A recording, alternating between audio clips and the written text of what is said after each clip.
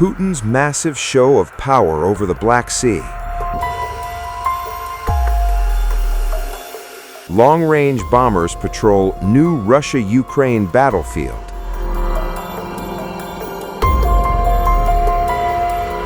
Bombers in international airspace after Kiev's underwater drone attack.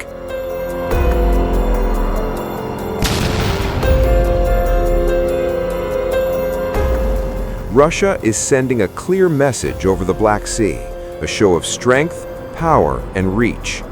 The Russian Ministry of Defense said Tu-22M strategic long-range bombers have carried out a scheduled flight over the Black Sea, staying outside national airspace. The mission reportedly lasted more than 5 hours. Moscow added the operation followed international airspace rules and was part of routine training conducted over neutral waters, from the Arctic to the Atlantic, from the Pacific to the Black Sea. The Tu-22M is no ordinary aircraft. It is a supersonic bomber with variable sweep wings, capable of delivering both conventional and precision weapons over vast distances. These flights, Russia says, demonstrate readiness and remind the world that its long-range aviation can strike far beyond its borders. But even as Russian bombers roar overhead, new satellite images suggest Russia may be absorbing painful blows by Ukraine below the surface. High-resolution imagery following a December 15th underwater drone attack appears to show heavy damage to a Russian Kilo-class submarine at the Novorossiysk naval base. Images taken days before the attack show 3 submarines docked inside a protected quay.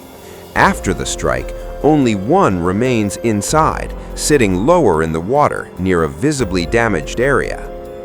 Experts say the evidence is not conclusive, but the signs raise serious questions. Russia admitted an underwater drone attack took place, but insisted it failed, claiming no ships or submarines were harmed. The Kilo-class submarine is a critical asset.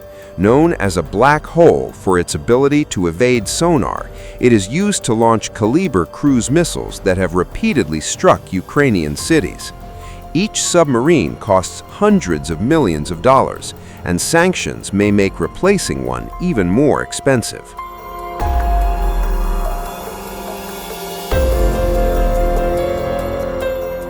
And the fighting is not confined to bases or deep waters.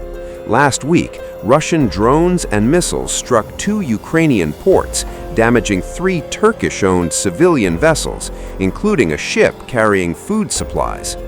One vessel caught fire at the port of Chornomorsk as firefighters battled the blaze.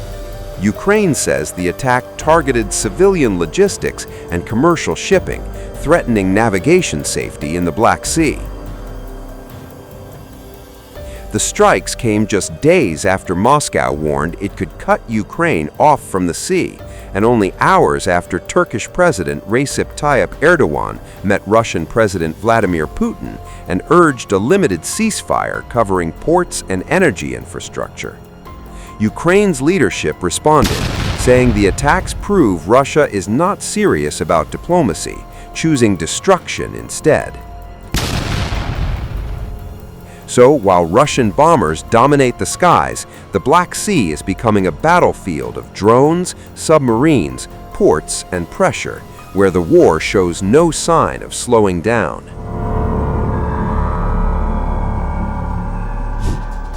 According to the Security Service of Ukraine, the SBU, the operation involved Ukrainian-made Sub-Sea Baby drones. A strike on a diesel-electric submarine at the port of Novorossiysk. This is where Russia has relocated vessels from Crimea to keep them out of Ukrainian reach. Footage released by the SBU shows a powerful explosion erupting from the water near the docked submarine. News agency Reuters confirmed the location based on the port's layout and piers. Alexander Kamyshin, an advisor to President Zelensky, hailed the strike, calling it the first time in history that an underwater drone neutralized a submarine, a claim Russia's Black Sea Fleet rejected outright. The fleet, quoted by Russian state media, said, "None of the ships or submarines stationed in the bay of the Novorossiysk naval base, nor their crews were damaged. All are on duty as normal."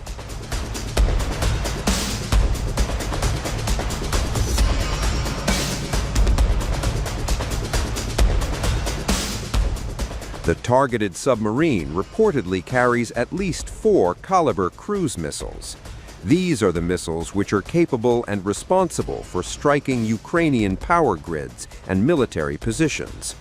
Over the last several months, Ukraine, with virtually no navy left, has increasingly relied on drones and missiles to harass Russia's Black Sea Fleet. Ukrainian Navy spokesman Dmytro Platenchuk described the operation as hitting the hardest target, as he calls it another turning point in Ukraine's naval war strategy. He added that repairing the submarine would expose it to further attacks.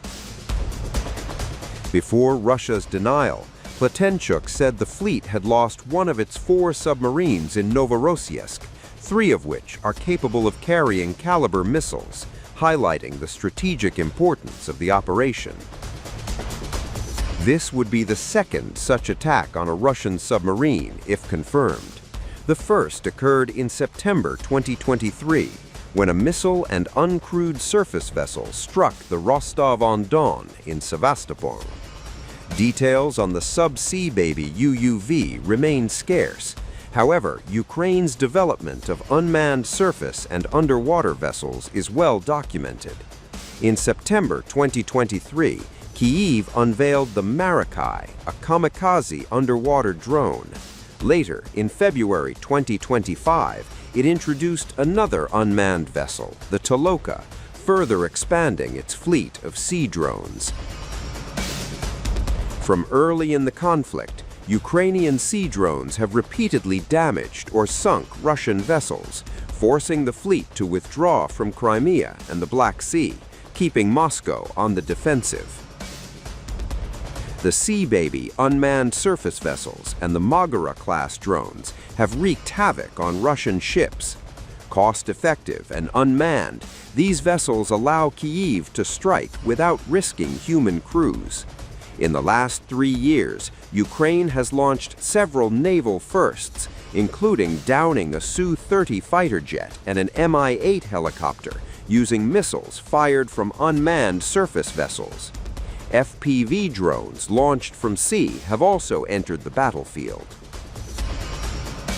These operations have pioneered a new era of drone warfare, where unmanned vessels serve as motherships for aerial drones, a model, according to experts, likely to be adopted by militaries worldwide. Russia is now playing catch-up, re-engineering Ukrainian designs to field its own offensive and defensive unmanned surface vessels. Meanwhile, the United States has launched major programs like the Pentagon's Replicator initiative to develop thousands of autonomous naval vessels. Countries like Taiwan are following suit, building sea drone capabilities to counter technologically superior naval forces, particularly China. The underwater domain is a new frontier in asymmetric warfare. On the other hand, the latest strike follows a tense period of U.S.-brokered peace talks. Ukraine appears to be signaling it can inflict significant damage, countering claims by former U.S. President Donald Trump that Zelensky did not have the cards in negotiations. We are now in the midst of the most intense and focused negotiations for peace since the beginning of this war, for true lasting peace. And we are not talking about a pause or a temporary uncertain solution. We are working closely with partners to finally end this Russian war against Ukraine, and through Ukraine against the very essence of life in Europe. Together with partners, we are working not only to stop the bloodshed, but to change the situation along Russia's borders so there is no opportunity to start another war. And we understand that criminals don't change in a day. That's why the talks these days are not only about ceasefire, but about security guarantees. This is not only about diplomacy, not only about physical security. It's also about making Russia finally learn to live by the rule of law. And it will only work if there is true accountability, if the punishment of the aggressor becomes inevitable. Yes, it's not easy, but it's not as difficult as some may try to portray it. We have already done a great job. Now we simply need to press forward and bring the criminal to justice.